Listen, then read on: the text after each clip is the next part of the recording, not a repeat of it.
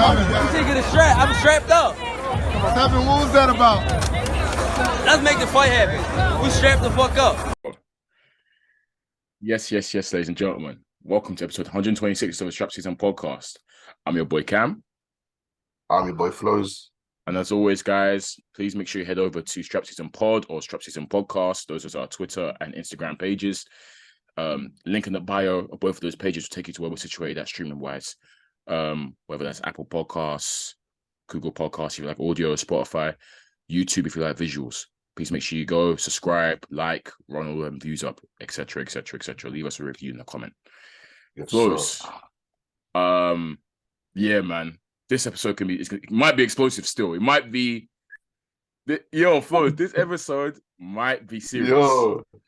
I just remember what this episode should be. Yeah, man. This episode is be very... We got a lot to say. Yikes. Hey. Yeah. Listeners, you already know what it is. Last week we did preview the Chris Eubank Liam Smith card. We got to talk about it straight away. Obviously, it's been a very eventful weekend for boxing. That card was very eventful. Before, I don't know, Flo, do you straight into the main event, or do you want to quickly brush over? Let's get to the main event. Straight to the main event, yeah. Let's get to the main event. I said no foreplay, straight into it, yeah. Cool. Yeah, man. Chris Eubank Jr., Liam Smith, all the talking. I think it's really right for us that we start with the preamble, right? Okay. Yeah, we tend to do this when it comes to the big fights, especially when man are talking spicy. Because man were talking spicy. Let's be real, they were talking hella spicy. Yeah. What were your highlights for the preamble, Flowz? Obviously, I guess it's the whole LGBTQ comments and cheating allegations being thrown left, right, and center. Obviously, we know what Chris Eubank brings. We know what he does. One of the best trolls I've ever seen in my life. One of the best trolls in boxing history. Just superb. It's made his trolling abilities made him more likable. Liam Smith did bite. I think most of Eubank's opponents bite. Liam Smith did bite. He rose to it. And apart from the usual Eubank antics in terms of I'm going to cook you, so not cook, saute. Apart from all them saute. Apart from them usual comments, it got a bit unsavory. Let's put it that way. I think it was the night before the fight, the final presser. Was it it was final presser, wasn't it? I think it was. Where I think before the weigh-in. Yeah, day before the weigh-in. Yeah, day before the weigh-in. So the Thursday, I think how did it even start again? Once again, it's very schoolboy, very name-cally, like, schoolboy playground sort of beef. Smith has basically alluded to the fact that they've never seen Chris Eubank with a girl. I saw he even said to him, do you even like girls? Like, allude to them facts. Basically alludes to the fact that, no one's ever seen Chris Eubank with a girl, blah, blah, blah, blah. I don't even know. I can't remember first how they even got into the topic of talking about women. Do you? I can't remember. I think, I'm not even sure. I'm not sure. I didn't watch the full presser. So I think what people were saying is he was talking about how fake Eubank is. Yeah. Fake hairline, yes. Why you sliding into my DMs? Only women slide into my DMs. I think he was saying stuff of that nature. Yeah. So Liam Smith was calling him out on, you talk about this, you talk about that, but you're fake, you're lying, basically. I think that's what led to it. Yeah. Yeah, and then he went on to the whole talk about how his hairline's fake or tattooed his hairline on, etc. And then came the women comment. Eubank has given a interesting rebuttal. Let's put it that way, Flowz. I think what was his first rebuttal initially? He said, "Oh, I'm happy." He said, "What did he say?" He said, my private life is my private life." Yeah. Fair enough. And he says he's happy, he's comfortable. Fair enough. Yeah. I know other man would have had a different an Adrian Broder would have had a different response to that. Yeah. But the thing is, Smith said something about, is there something you want? Basically, he said, I think it was literally line for one. Is there something you want to tell us? Implying that Eubank could be in the closet. And that's when obviously Eubank said, I'm happy, my private life's my private life, blah, blah. And he then went on to say, I've heard from multiple sources that you cheat on your wife on the regular, basically. And he then followed up with, I'd rather be gay than the cheat, or something like that. I think he said something like that. Something ridiculous like that, basically. And Sky, they're very in fact, they're over the top with it, I think, Sky, in terms of making sure everything's PC and there's no like unsavory scenes. You know how it is when there's a slip of a tongue, and they're quick to say, "Oh yeah, very very sorry for the language you heard," but you know how Sky are, right? They're very very over the top of it, I think. So I think Sky themselves are what really blew out of proportion, really, because it's just two fighters going back and forth, and I think I saw reports about how like it was being investigated by was it BBC or C, whatever it is, or was it BBC? I can't remember. One of the things I think we're investigating it, British right? Border Control, yeah. Like it's in a, what fight? So fighters can't have their back and forth anymore. Like nothing bad was even said. One guy implied that someone might be gay. The other guy said the other guy's a cheat, and that was it. But what's I don't get what the issue. Yeah, man. I think the media made a huge deal of it, mounting out social media as well, man. Social media as well. True. People need to get a grip. This is boxing. It was childish, but these lot have been in camp. Whatever things are gonna boil over, it's bubbling up. They're weight draining or whatever. They're trying to make weight. Tensions run high. This is by far not the worst presser we've heard. But yo, if we could run through the comments that we see in presses, this is not even close. Even we've had worse AJ pressers than this one. Liam Smith asked him a question. Do you have something to tell us? He was very smart with his words. Yeah. He didn't mention sexuality whatsoever. Yep. And Chris Eubank was smart as well by flipping it, and he's the one who was talking about gay, mentioning, you're saying I'm gay. No one said you're gay. No one said you're gay. Yeah. No one mentions gay, but you knew what you were doing. You wanted to twist it as well and make it into something you're not. The same way Ahmed Khan tried to twist Kell Brook's words and say, you're racist. These times most people thought they were the same race. No, it was also, remember when Brooke was saying about how, no, there was that, but also remember when Brooke said, I'm saying it was that, there was one, but also the stuff where Brooke said, we shared a room together, blah, blah, and Khan went, whoa. Khan was calling him gay, and Khan was accusing him of being racist. Like he was Papa don't cheat. Called him and said that's racist. I said, what did you mean by that? And they all tried to manipulate the audience as well. They tried to manipulate the narrative and get people to turn on people. That's what Eubank Jr. kind of done in this situation. And he obviously brought his family into the mix by talking about his personal relationship with his wife. All of unsavory, but not a big deal. It's childish. It's just childish. It's just childish. It's playground, bro. Yeah, and the outrage that followed was ridiculous to me because it's like these like our favorite boxers have said much worse. Our goats have said much worse. Mike Tyson said, "I'm gonna do you love me?" Like, bro, man, drop the F word live, bro. Do you love me? Like we've heard some crazy. That F word. The other F word, that F word. But we have heard some nuts things coming for boxers. Let's be real. I want to eat his children. And he said, praise be to Allah. Adrian Broner. Rich people. All these men do it. It happens, man. It's just boxing. I don't want you guys to suck media, social media and general media. Let's not suck the spirit out of boxing, man, because it's part of it. In fact, to me, this was kind of smelly. Like I prefer real, bro. I prefer, you know me. I prefer real spicy talk. Like this to me was very, very, very. This was zesty.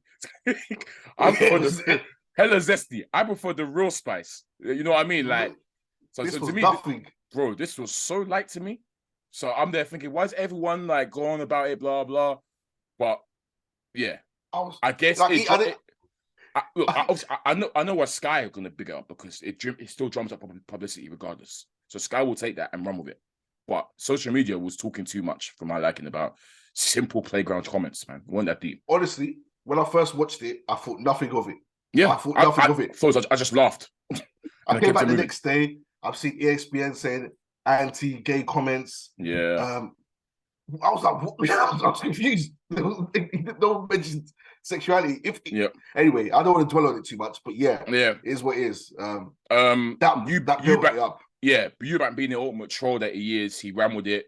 Way in, we see he's got the LGBTQ, the rainbow band on, whatever. Obviously, and he put his little comment on his Twitter. You know, I'm fighting for inclusivity, all that kind of stuff. You know what? I'm there thinking, hey, Eubank is a real prick because he actually doesn't believe anything he's typing right now, but he's just doing it just to run with it. But he's now their champion. Cool. So that was the preamble. That was the build-up. That was apart from the usual antics, that was kind of what came up towards the end of the fight week. Fight itself, man. Fight itself. Flowz. It's like, we have to, we talk about when we're right with the predictions. We also got to talk about when we're wrong. Because we both said that we felt Eubank was going to take this. I slapped a poll up on our pod Instagram page.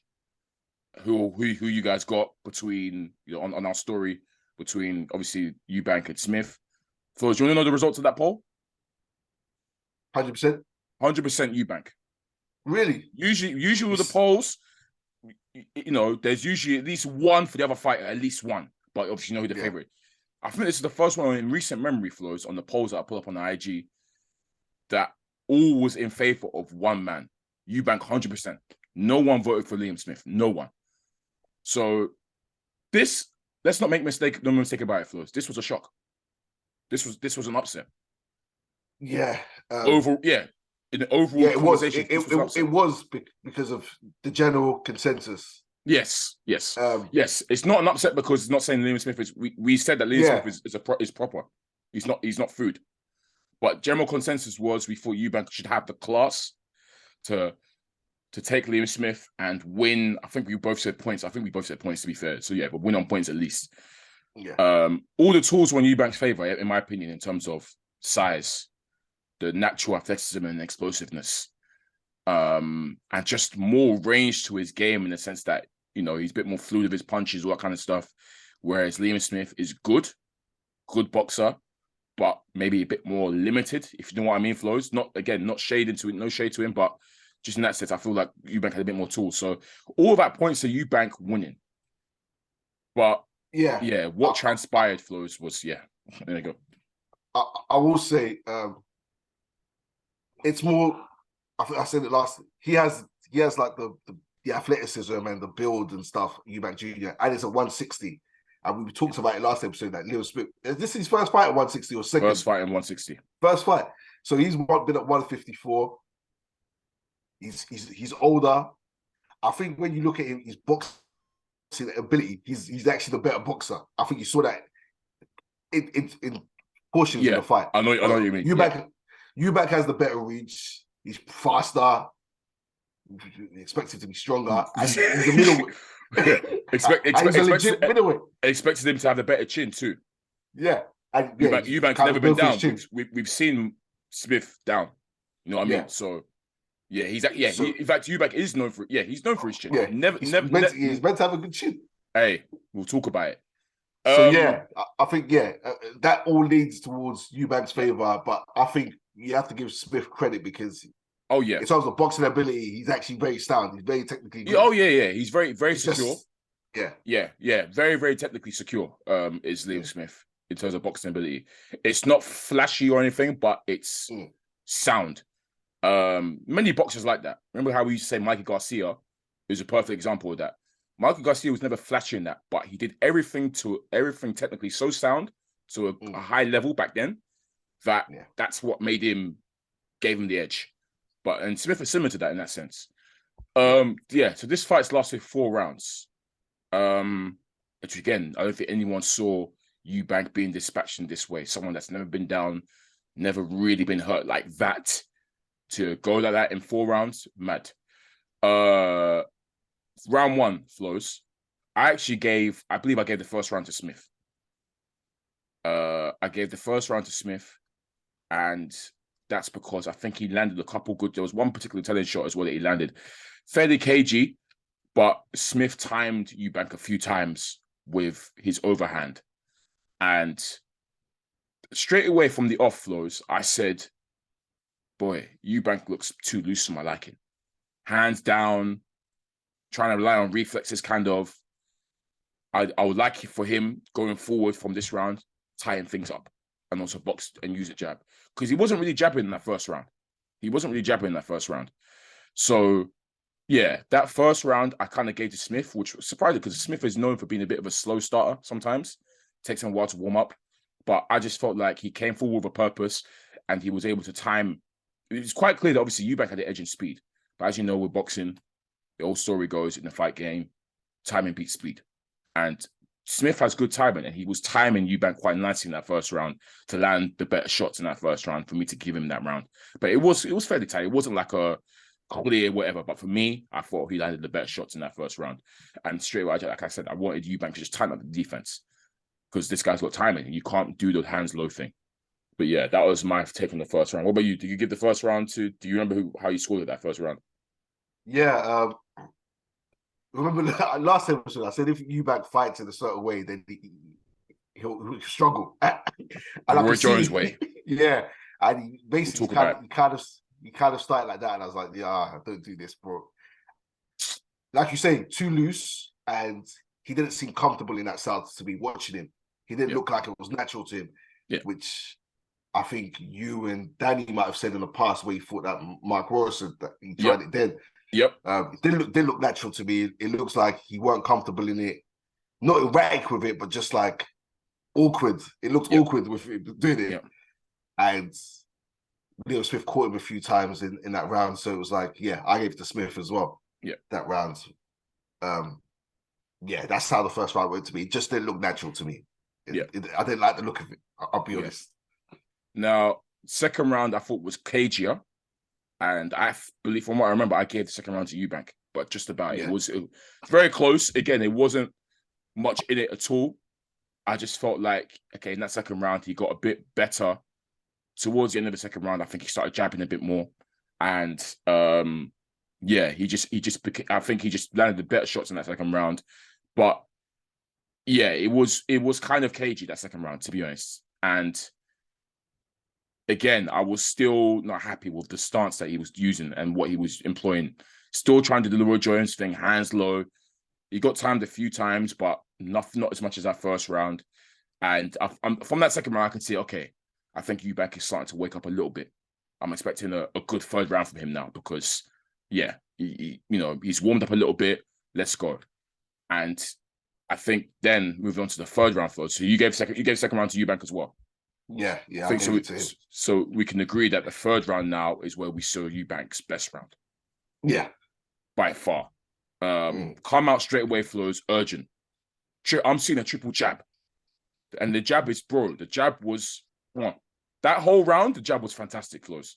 It's a no-brainer. You're the taller man, the longer man. You jab nicely, you can keep this guy on the inside because Smith can only do work when he comes in and steps to you. So he was jabbing like a madman in that third round, and it was sick to watch. It was really good, moving around nicely. And then you get the Eubank explosiveness, the fluid shots. You know what he tries to do, kind of. And I don't know if he truly hurt Smith, but he caught him with a couple of good combinations that were like, ooh, like Smith, he might have him unraveled here a little bit if he was given more time. But yeah, definitely that third round was when you could see that Eubank is warmed up now fully. And this is what I'm sort of expecting to see now for good portions of the fight. Obviously, I knew Smith will have his moments, but this is what I expected. Eubank using that jab, keeping him on the outside, picking him off with shots as he tries to come in and timing him. You saw Eubank constantly had that right hand cocked. He was ready to jab, and then smash that right. Every time Smith tried to come in, Eubank was trying to time him with that right hand. He caught him a few times in that third round. Uppercuts as well, caught him with a few of that.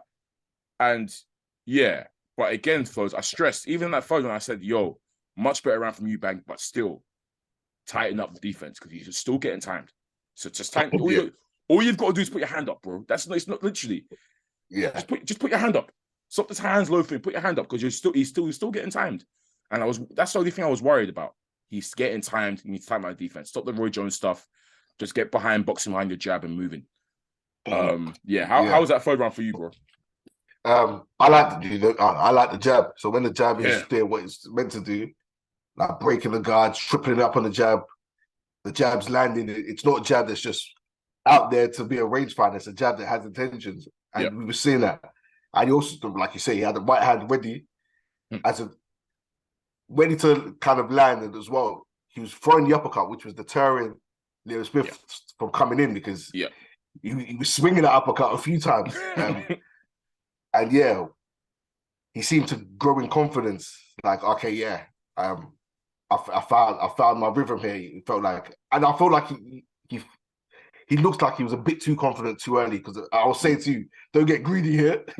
Like what you're doing with the jab is good. Don't get greedy and start to try come forward and think Liam Smith is just going to let you walk him down and beat him up. Flowz, bro, really that third round, he feeling it, boy. Man, really towards the end of Prime Roy Jones, hands low. Like hands low. His hands were down, no guarding. And man was swinging combinations. I was like, don't get greedy. Like, no way. Like, and what I think Roy told him at the start of the third round that keep boxing the move in and you have the right hand go to the body as well. He was doing that. So he was listening to Roy, but I just don't like the stance he was taking, like you said. But Roy's advice was sound. If you jab and move and box and do what you done that round without getting greedy, that could win you the fight on points quite comfortably. And if you need to, you can go up the gears and see if Liam Smith is fading. But he seemed like he was feeling himself. And to be fair, when you're emulating Roy Jones, you are gonna feel yourself. If it's working, I can't lie, you will. Yeah, of course. That's my favorite boxer. Yeah, that's my favorite boxer. So I can imagine you feel yourself for sure. Yeah, great round from Eubank Jr. But bro, off the back of that round, you're not thinking what's gonna happen in the fourth round, right? But it happened, man, and we got to talk about it, man. I'm trying to remember how it even began. Because one minute I'm seeing man in the middle of a ring doing his thing. Next thing I know, folks, he's in the corner, backed up. And I'm just seeing Liam Smith unload. This is like a 7-8 punch combination. And Eubank, by the way, has not got his hands up in this combination, by the way. Hands are down. He's trying to shoulder roll, and do you know what I mean? He's trying to gun lead with it. And one of these shots, because to be fair, he was roaring with a few of them, but there was one particular one that was telling. I think it was the right hand with it for your crease. I think it was. But he didn't have his hands up once, by the way, in this flurry. So Liam Smith has got him trapped against the ropes. Flurry of shots, 7 shots, 8 shots. Bro is there, hands down, trying to roll with it, and then one of the shots finally gets through. It was an uppercut, wasn't it? It was an uppercut, I swear, Flowz. Yeah, an uppercut is what hurt him badly, I think. Yeah. Yes, that's the shot that really did him. So it was a dirty uppercut. That's what messed up his legs. And he was kind of on the way down, kind of, and he got caught again with another hook, I think it was. It might have been a straight. And that's what struck to Eubank. And I've just gone, wait, what? Because it's come out of nowhere. It's truly come out of nowhere. This is the fight that had Eubank up 2-1. He had his best round just now. And then now he's on a canvas? Yeah, out of nowhere, bro. You know what was so funny? Because watching it on TV, the camera was behind Eubank Jr. So you could see Liam Smith unloading, but you couldn't see what shots were landing cleanly. You couldn't really see it. And so I couldn't see what was landing and what hurt him. And he's dropped. And next thing, the camera pans to the other side of the ring, and you can see Eubank Jr. sport out in the corner. It's like, yo, what? Like, what happened? Because you couldn't see the shot that was. It just came. It seemed like it was out of nowhere, and I guess the camera thing played into it because, like I say, 1 minute he was there, next minute he's like this. I thought, wait, what? Now you see him go down at the camera shot, so you don't even know how he's like, if he's collapsed or if he's taking a knee really, or if he just folded. He was spread up, bro. And obviously he's jumped up now, like quickly. And Flowz, the minute he's jumped up, I said, this fight's over. Because his legs, you put it well, his legs were getting sturdy. His legs, right? Hold on. Hold on. Damn. Yikes, man. Oh, dog. Peak. Flowz, peak. Legs doing the stanky leg. His body was going this way. the legs were going that way. Legs fully betrayed him. He couldn't, bro. He legs finished. He could barely walk. Like he tried to go this way. The referee has had to. The referee's actually had to move into position and be like, "Yo, stay there," because he was going the other way. His legs decided to get him up from that corner and go to the other side of the ring. Liam Smith had to go to the other corner. Yeah, the ref had to move him, bro. The ref had to position him somewhere else. Legs gone. And the ref said, "Walk to me," and Eubank didn't walk to where he walked the other still. way. He stood to the ref. Yeah. He didn't walk to the. He ended up going the other way, and the ref just said, "Continue." He didn't walk to the ref. The ref, the ref didn't even do the walking thing. He just like, all right, cool, carry on. I said it was over. Those legs look finished. Obviously, Liam Smith has come in now, rushed in. Eubank kind of tried to grab him, but he's got no legs. He's got no base to support him. So he was kind of like already wobbly. So then Liam Smith hit him with another bomb, dropped him again. The referee has called time straight away after that second one. Yeah. Eubank instead tried to get up. Liam Smith has walked to the obviously Eubank's side to start celebrating with the crowd and stuff. Referee's called that Eubank clearly has not even clocked where he's at. The CT is strong. He's then started walking towards Eubank like he's going to carry on fighting. And then that's when the referees had to stop him. I think his roids jumped in and held him. So I'll tell you what it reminded me of. You know what? Hey, for my Naruto fans here, Neji versus Hinata, when he was going for her, and the Johnny's jumped in, they had to restrain. Bro, mad scenes, crazy scenes. They had to calm Eubank down and obviously had to realize that, bro, the fight's over, my guy. Like you've lost. He didn't know where he was. His brain was just trying to take him to fight. Legs were saying, no way. Bro, this is a real damning loss, man. You know what? To be fair, it was what's his name? Liam Smith's trainer, Joe McNally, who came and grabbed Eubank. Oh, was it him? Okay. Yeah. Joe Jones was still out the ring. It was him. Yeah. Because all Liam Smith's corner jumped to the ring to celebrate. Yeah. But his trainer, Joe McNally, just went straight over to Eubank, grabbed him because Eubank was still ready to scrap. Yeah, he was trying to scrap. He just didn't know where he was. Liam Smith was ready to back him again. But one of these corner grabbed him to celebrate. Yeah. And Joe McNally went straight over to Eubank, obviously, to see the guy. That was good for McNally. Yeah, that was sick from him. Grabbed him, took him to his corner, then Boy Jones got in, held him. So, yeah. That is real good work from Joe McNally because Eubank, he didn't know where he was, man. He had no idea where he was. Bruh. We have to cook it. I'm sorry. I'm sorry. I'm so sorry, Eubank. Yeah, we do. Chris, hey, thanks for the trolling. Well, it's time to finish. No, that's it. Oh man, the troll has been fantastic. You've given me so many laughs recently. You've been jokes. But we said it last week, and we've said it so many times. You can't have world title aspirations and you're getting knocked out by Liam Smith in the fourth. No shade to Liam Smith. We've said so many times this is a good fighter. If you don't prepare for him, you're going to lose. We highlighted last week, Liam Smith's resume compared to Eubank is way better. Much better resume. But then with the quality opponents. But for someone that wants to be a champion and challenge for these guys, Triple G, Charlo, you really ought to be putting Liam Smith away. Certainly not being knocked out in 4 rounds. I'm so sorry. Have to corner him. Yeah, he deserves it, and he brought it on himself. Before I call him, I'll give him credit for 2 things. Okay. One, I think he got up way too quickly. Inexperience. I think because he's never been down, he doesn't know what it's. Literally. He got way too quickly. He should have got on the knee and then found his feet, got up. He should have used the count. He didn't, and that cost him. Maybe he said he felt he could have fought on. It didn't look like it. No, he couldn't have. It's just it's time to recover. Same thing with Zab Jr. when he lost to what's his name? Costa Zoo. Yep. Got way too quickly, and that's what cost him the fight. If he took a knee, whatever. The second thing I give him credit for, he's not a quitter because he got up and wanted to scrap. Yeah. So no one can chat to him. No one can chat to him about quitting. He didn't fold. Now to cook him, this guy, he said Liam Smith's easier than Conor Ben. Yep. Remember that? And he said if he lost to Conor Ben, he'd retire. Yep. He said he only needs to be 50%. Yep. He said he needed 60% for Conor Ben, 50%. And Liam Smith has knocked you out, spoiled you out the first time he's moved up to 160. You let someone from 154 come and do that to you. And 160 has legit big punches. Legit punches. Legit punches. People would say I'm harsh with him. I'm not harsh with him. I've said from day, I don't think this guy's going to win the world title. Unless he fights for a vacant against a bum. I said, did we not go through the champions last week? We said, yeah. So I personally still think he loses to Triple G, he loses to Charlo, and that Beck brother might beat him up as well.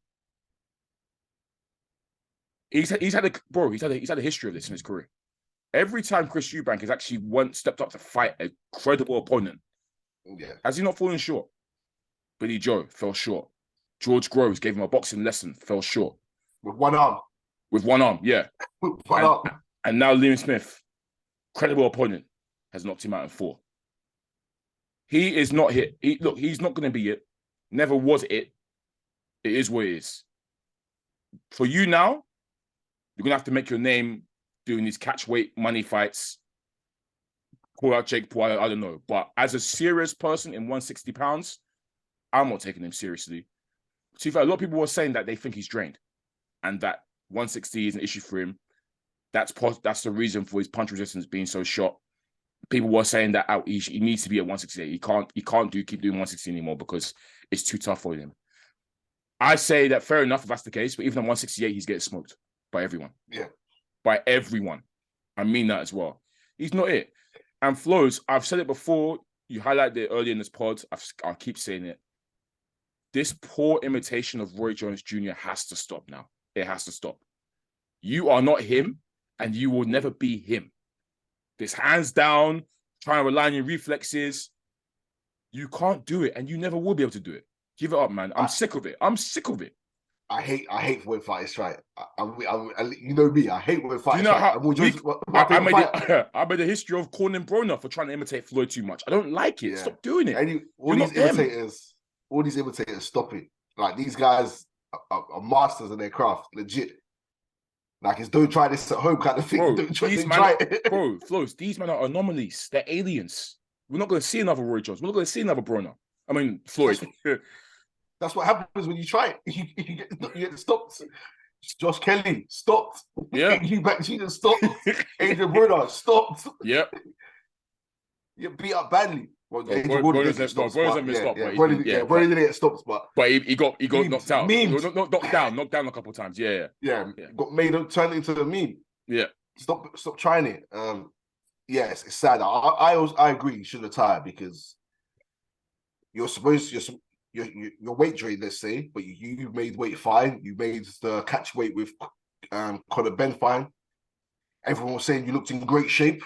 No one was saying weight drained until after the fight. Everyone said you looked in great shape.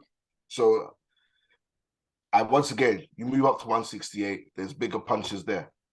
Facts. There's bigger punches there. Liam Smith ain't. To be fair, he's been on a KO streak, but he's not known to be a huge puncher. He's not known to be a huge puncher. And he looked like a huge puncher last night based on what he did to your legs. And your face. Bro, massive cocoa under his... Bro, I've got no theories. I don't know the answers as to why the Eubank famous Eubank chin is miraculously now looked shot to pieces because I have no answers to that. I don't know. But yeah, he is known for having a good chin. Never touched a canvas before. But then you question, has he actually been in with monster punches? We don't actually know. That's my question. I can't really say he's been in with monster punches. I won't lie. George Groves wasn't a monster puncher. Neither was Billy Joe. And yeah, those are the two most credible. No. Those are the two most credible names, right? So on your resume. So Billy Joe and Thingy. And none of those guys are monster punchers. Yeah, and DeGale, of course. DeGale was a champion. So Arthur Abraham. Renault Quinlan, like these guys aren't mega punchers. So yeah. Maybe that chin. Maybe we've been gassing up empty buckets. Maybe we've been maybe it's got a reputation for no reason. Wait, well, we know reputation. This is dad's reputation. Let's be real. I've never quitted these chin. I've never said he's got chin. I've never mentioned it until this. It's a label he has, but I've never said the build up for this fight. Everyone said he's got a chin. His dad had the chin, not him. His dad was him. He isn't him. His dad was that guy, bro. He's not. He never has been. Look, his dad was retired by this age. Had many title defenses. Facts. Was a legend. Look, the Prince Nassim said it, man. You've either got it or you don't. Flowz. I've supported you back. I've supported you back. I said the antics were great. I enjoyed it. Yeah. I've watched these debut fight, and I was like, I expect things from this kid, because obviously his dad, big fan of his dad, and for that I've supported him throughout his career. I said he could come back after the Billy Joe loss. I even said he could come back after the Groves loss. But yeah, you've had enough tries. Call it a day. There's nothing out there for you. Look, unless you're happy to do these, like I said, these money grab fights, if you will run the Conor Benn thing back, cool. If you want to go call out Jake Paul, fine. But as a serious, that's a risky. But as a serious guy in the 160-pound division or 168-pound division, let's call it that one. You're not serious to me. You're not someone that I'm looking at, unless you fight for a vacant against a bum. But every time you've stepped up against a credible opponent, you've fallen short, and it's not looked good for you. But the Groves one was peak. I won hella bread that day because hella man was saying he was going to smoke Groves. I said, Groves is a sick boxer, you know. They weren't rating it. They were getting bought by the flashy hand speed, blah blah. I said, cool, just watch. And now this is even worse. So yeah, man, he's got to finish for me. Yeah, that's it. There's apparently a rematch clause, and you heard Liam Smith say, he wants at 158, so you'll be even more weight drained. We saw his dad crying and screaming when he was meant to wait 157, was it? Or 157 it was. Yep. Saying that you're gonna kill my boy. Yeah, leave it. Leave the rematch. I think there's nothing out there for you. Flowz, for pride, he'll cash in on the rematch though. For pride, I feel like. Fight Billy Joe and retire. Do that. Both of you haven't fought in them. Just him v Billy Joe. Billy Joe's got to call it a day as well, to be fair. But yeah.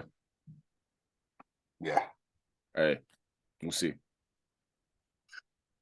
Flowz, actually, one more thing on Chris Eubank Smith before we move on to quickly just touch up on the undercard. My question to you is, say he does cash on the rematch, right? Which I think he will do, and he does win, which he can do, I guess. Would you then say, okay, cool, maybe you've earned yourself another shot at, if you potentially at one of these guys who've got a belt, or are you still saying, I'm still not interested in seeing you against them, man?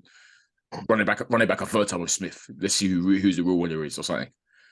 I think the only fight out there for him is Billy Joe. Even if he wins. Conor Benn is a farce anyway. We said it's a joke. If I think his best bet is to pin the loss on the weight. Yeah.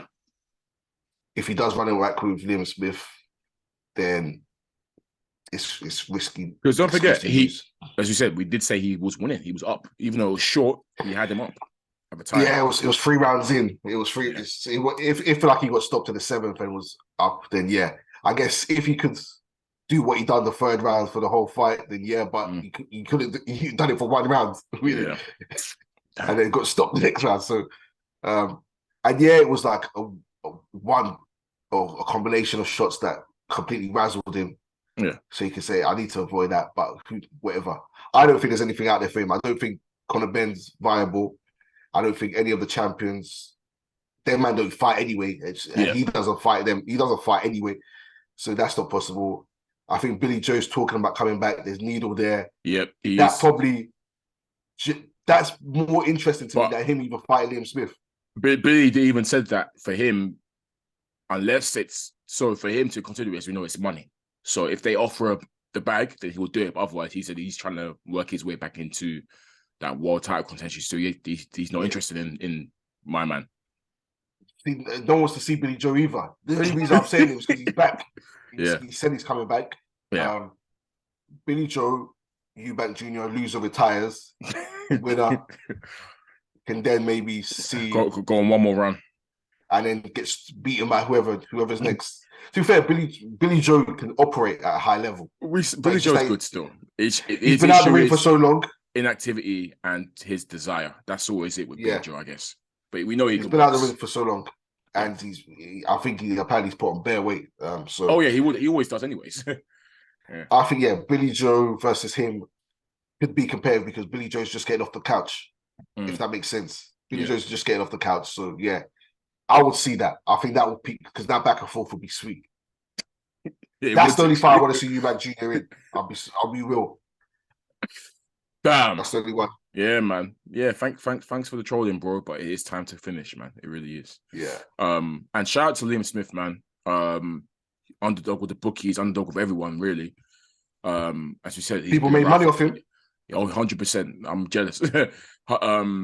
He did his thing, man, and he's kind of earned himself a shot, at least over 154, 160, maybe another title shot. But we know he was a champion at 154, so I know he does want to become a two-weight world champion if he can, or two-time world champion, should I say. But yeah, he shout out to him because he's been around for a long time. As you said, he's a tough guy and a good boxer. Family, good boxing family as well, man. Good boxing family. They've all done their thing. So shout out to Liam Smith.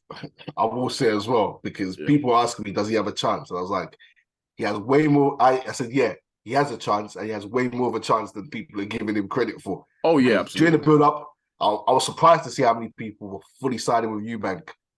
And I was surprised by yours as well. I've always found that there's always been a fascination with Eubank, and just people just gravitate towards him because, obviously, if you like him, he's like Marmite, you either love him or hate him. But I feel like Eubank be tricking you. He be tricking y'all, man. He's been from day one, from the Groves time. Yeah, like he's been tricking people because he always looks in great shape, and he shows amazing hand speed, and he talks well, and like in the ring, great sparring videos. It's like when you see him with the videos sparring and training, he looks incredible, $1 million. Yeah, but bro can't box. This is the same guy that hasn't had a trainer until now. Yeah. So he's been tricking people, man. There's always been excuses. There's always been reasons as to why he hasn't fulfilled his potential. You're right. He's been tricking everyone, and everyone likes to gravitate to blah blah, man. He's not him. He's never been him. Shout out to Liam Smith, man. Done his thing. Won a lot of fans as well. Sure. Quickly touch upon the undercard flows because there was quite a couple man that are noticeable on the undercard. We'll start with Joseph Parker against this Jack Massey. Yo, Parker's another one, man. Clock's ticking. I said he offered. There's nothing he can offer the heavyweight division at the top level anymore. That was so apparent against this Massey guy. Massey's a cruiserweight. He's just come up now to heavyweight.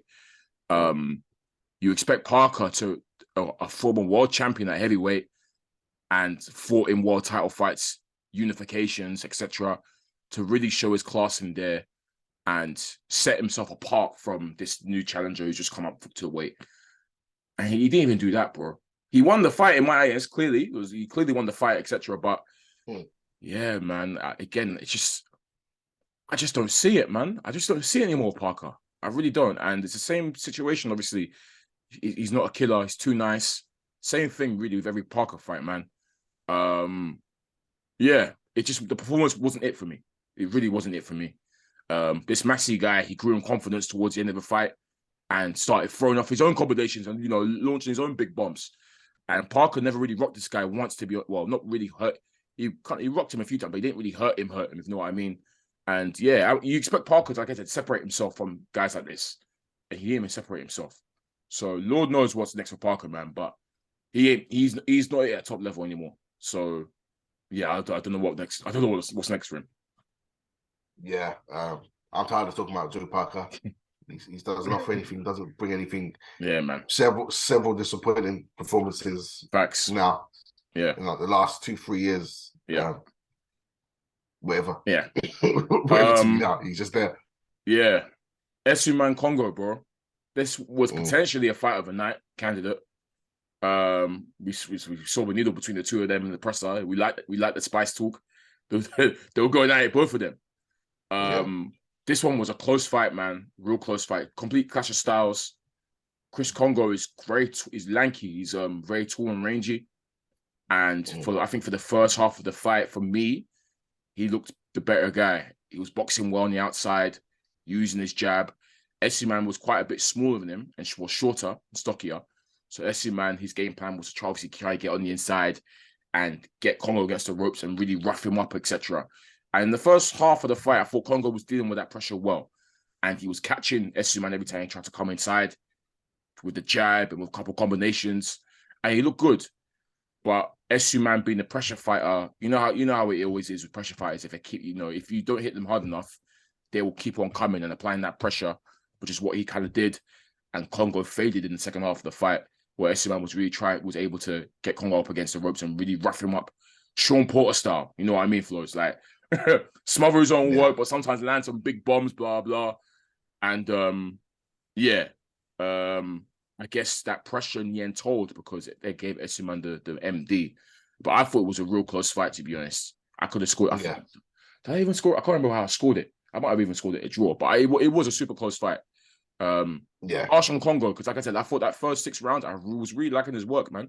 I thought he looked really slick in there. Yeah, I think Congo... Don't want to take away anything from SZN, but I think Congo allowed himself to lose rounds by chilling on the ropes. That was so stupid. And it looked like he was willingly chilling on the ropes because he could set traps for him. Maybe it was to do with fatigue as well, but you just being on those ropes, even with it being scrappy, you give SZN more space to work.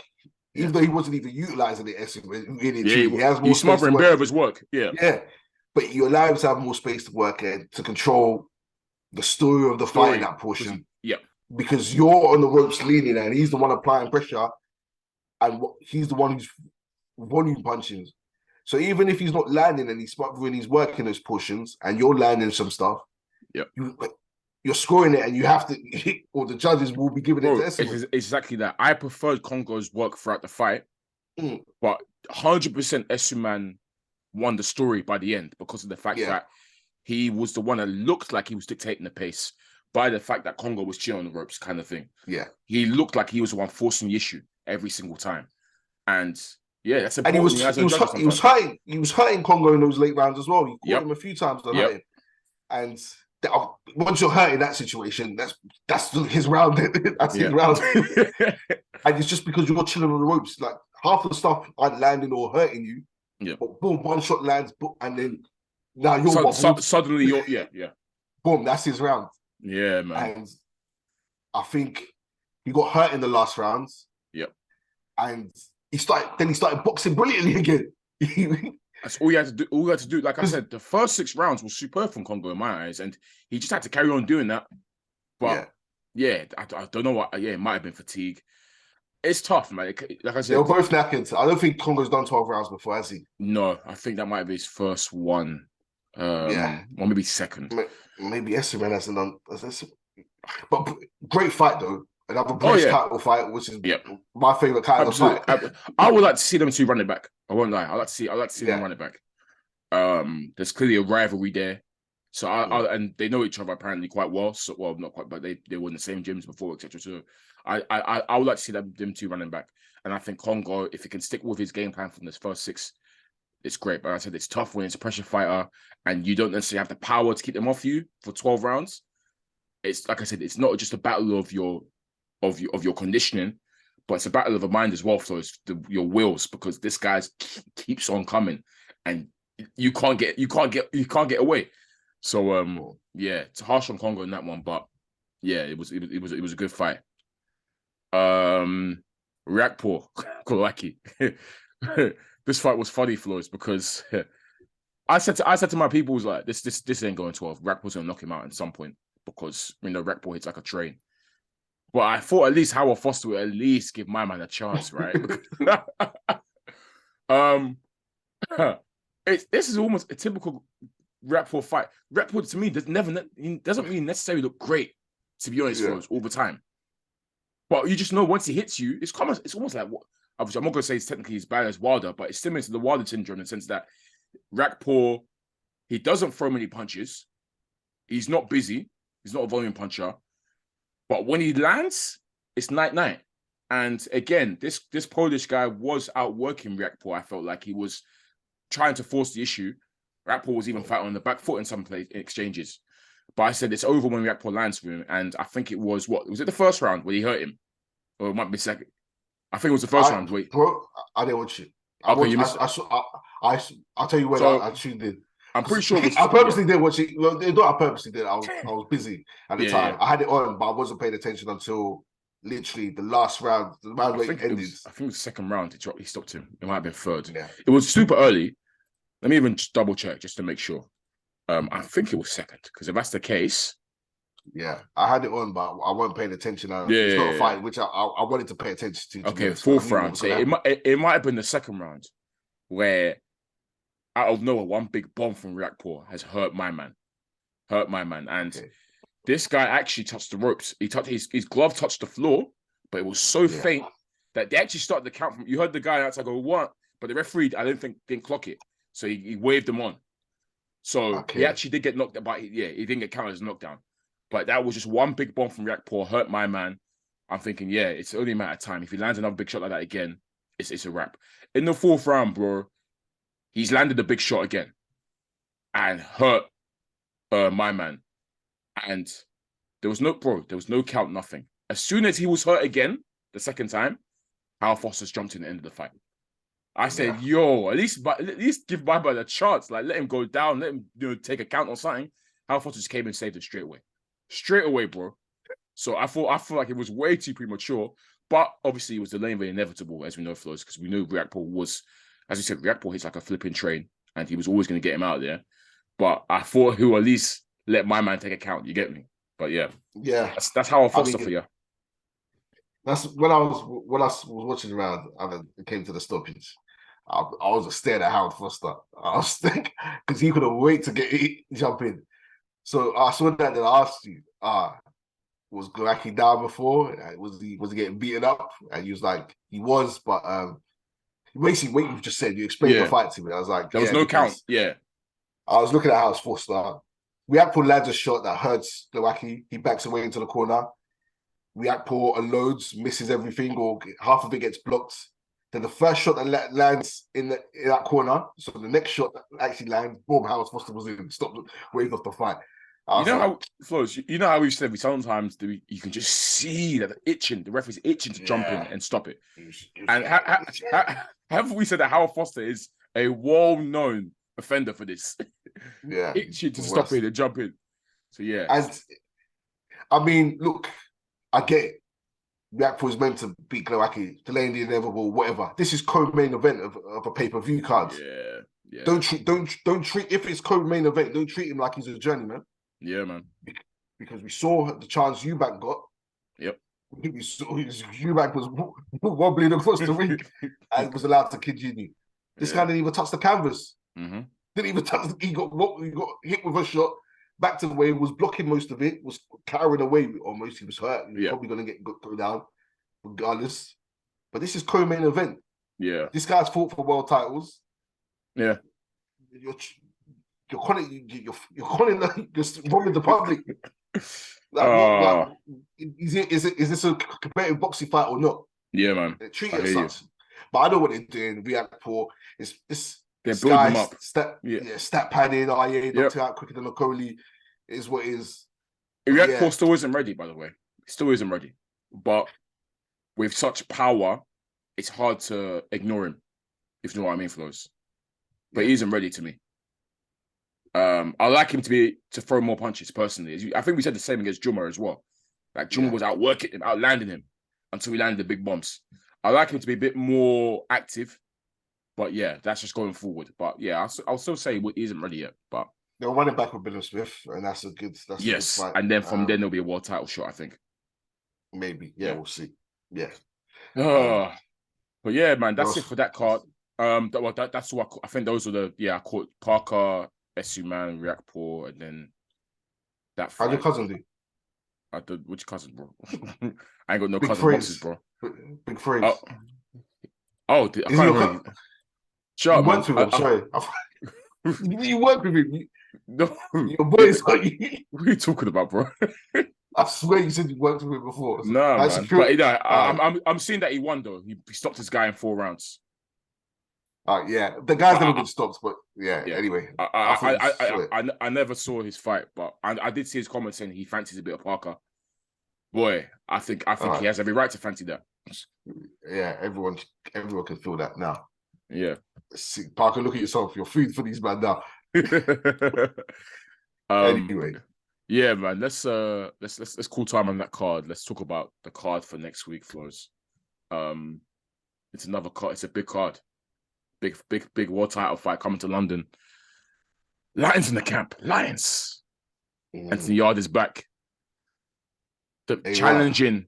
Challenging for 3 of the belts in the light heavy division against the guy that many people see as the number 1 in the light heavyweight division. The monster himself, Artur Beterbiev. It's finally here, Flowz. Yeah, man, we got to talk about it, man. We got to talk about it. I will say this first, straight off the bat, Flowz. Pretty simple statement. I think everyone knows this ain't going 12 rounds. Yeah, facts. With the power both of these men have, they're both monster punchers. There's no way this is going 12 rounds. I'll be so shocked if this goes 12 rounds. Someone's getting stopped, and I hate to say it because I'm rooting for him and I want him to win. I want him to win badly because I'm a fan of him and for the UK as well. But I'm afraid I think Anthony Yarde's taking another KO loss to another Russian in the world title fight again, Flowz. It's just I can't see past Bivol and Beterbiev for that division, man. They're just too good. Yeah. And Beterbiev is Bivol is one kind of scary. Beterbiev is another kind of scary over there, bro. And that scary is just the power. We say Beterbiev to have top 5 biggest punches in boxing. Beterbiev is got to be easy. It's got to be top 5, surely. I mean, that's fair. Based on the record. Based on the record. Yeah, based on the record. Man. He hits so hard. And he's not a bum boxer either. He's not he's not just a powerhouse. He can box. Eastern Europeans know how to box. They're not just some techniqueless kind of people. They box very, very well at a high level. And at the same time as well, again, we discussed it so many times, and it's a pain point for us, isn't it? At this point. Yarde's preparation for these fights, man. Just to jump, the skill, the level gap is crazy. Again, let me bring up who he last fought.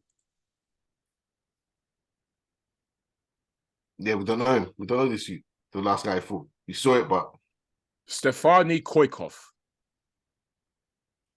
And so he fought once in the whole of last year, by the way. Once. Yeah. That was against Stefani Koikov, a guy from Bulgaria.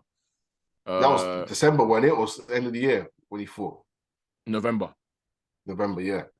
So one, we've got inactivity, which is an issue as itself. Of his own choice as well, because he was sitting on the couch waiting. Because he's waiting. He did the same thing for Kovalev, didn't he, as well? So one, the inactivity, which is for a world title fight, up and coming, is crazy. We understand that it's a risk thing. Some fights, if they take the risk and if they lose their position, or if they get injured, blah, blah, blah. But to be fair, Flowz, you've tried that waiting route with Kovalev, it didn't work. How about you try the be more active route for this one? Try something different. But yeah, so the activity doesn't help him. Also, this Koikov, I'm trying to get this guy's record. Box record. 14 fights, 2 losses. I'm trying to find the biggest name in his record. Flowz, before he fought Anthony Yarde in November, bro, the guy he fought before that had a fight record of 26 wins, 45 losses. The fighter he fought before that had a record of 12 wins, 20 losses. The fighter he fought before that, 7 wins, 9 losses. So but this guy's last 3 opponents had losing records before fighting Anthony Yarde. And that's who you're preparing yourself to fight flipping Artur Beterbiev, who's 18 and 18. Have a day off, man. What the hell was that? Yeah. What the hell was that? That's ridiculous. How does that give you a fighting chance? Yeah, you've got to prepare your tools a bit better. Granted, look, Anthony Yarde is a good boxer, not a bad boxer at all. Yeah. In fact, he has a chance to win. He does have a chance to win. He can do it. Yeah. I want him to do it. I agree. Facts. I really want him to do it. Yeah. I really want him to do it. And I'll even go out and say, if he does do it, it's probably the biggest British boxing upset. I agree. big. It's bigger than Fury v Klitschko. Actually, it's on par with that. It's on par with that. Wait a second. You know why? You know why I stopped myself because of what Fury has become. Yeah, it seems less of a huge feat, if that makes sense. But at the time, bro, that was crazy. That was crazy. No one gave him a chance. No one gave him a chance. So it's up there with that. I wouldn't say it's bigger. Okay, it's up there. Yeah, it's up there because of how dominant Klitschko was as well. In fact, it's not as big, but but it's up there. It's one of the biggest British ups if he does it. That's how big this task is. He's just not prepared himself enough. We've not seen the step up in levels. It's just annoying, bro, because he's done it. Same thing happened again. Like he's criticized that stepping up levels thing with Kovalev, and it's like this is deja vu. You've done the same thing again, but against a guy that's even scarier than Kovalev was. You know what I mean? Yeah. So I just want this guy to give himself the best possible fighting chance, man. He deserves that. Like I said, Yarde is good, and he's come from a lot. Don't forget, this is someone that hasn't really got any amateur background. You know, so he's achieved so much of limited experience. So that's why I really want him to win. But stuff like this doesn't help, man, at all. I can't lie. I think it'll come down to the experience because Yarde hits hard. Very hard. He's a good boxer, got good footwork. Athletic. He'll be able to. He's got the fast switch fibers. He can move. Yeah. His defense is pretty sound. I beg though he puts his hands up. Though. I beg he puts his hands up. Please don't try it too much because this guy hits hard, bro. It's just the experience of being able to read the fighter. Yeah. Know when to, like last time we heard, empty the tank now. Know when. Yeah, exactly. Know when to do it. Yeah. Know when. Yeah, we saw it with the loss in the Arthur. He felt he was winning when he wasn't doing enough. Know when to throw punches, just things like that. Know when to use your tools, and you do that by being learning fights, which he hasn't been. If he puts everything together and has a perfect fight, he can do it. He has the tools to do it. Let's be honest. Look, it's boxing. We always have a chance, especially if you're a big puncher, which he is. Yeah. And I will say that what might help him is the fact that Beterbiev is 38 now. So again, you question the age, but I then look back to Beterbiev's recent performances. He's looked fine for me. He killed Joe Smith Jr. That was what a unification fight. The Marcus Brown fight before that was tough for him because he got cut. But you saw what happened when they said they might stop it. The way he turned up against young Marcus Brown, peak. So to me, even at 38 or late 30s, he still looks strong to me. But again, he's not invincible. Yeah, that's the key thing. He's not. You saw him. Callum Johnson, who was also another monster puncher, dropped him quite viciously. Actually, it was a big punch. So much so that I don't think Johnson clocked how hurt Beterbiev was. Like he was proper hurt. And if Johnson actually then emptied the tank a la Yarde, he could have actually won that fight because Johnson proper dropped him, bro. Serious drop. Yeah. And again, bagged him up. But I think Beterbiev dropped him, then he dropped Beterbiev. But he let Beterbiev recover though, and that's why obviously that was inexperience again. That's what I'm saying. Experience is key, bro. Key.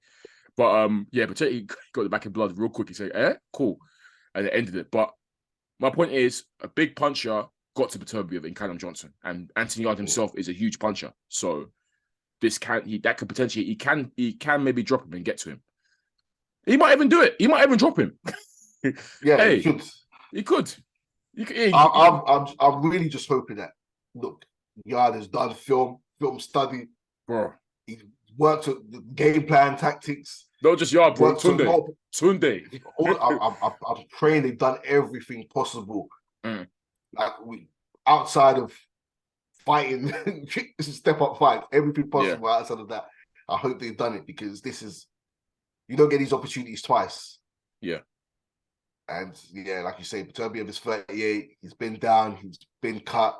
He looks like people said they've seen vulnerabilities. Yep. Show us, Yarde, man. Yeah, do it, man. Lines in the cap, all of that. I really want him to do it. I just have to have my boxing hat out on here, and I'll be honest.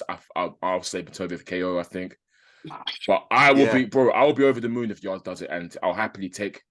People might say, you got it wrong. I'll happily be wrong. I will happily be wrong if Yarde can do this. I'm just thinking logically here and being, as logical as I can with my boxing hat on.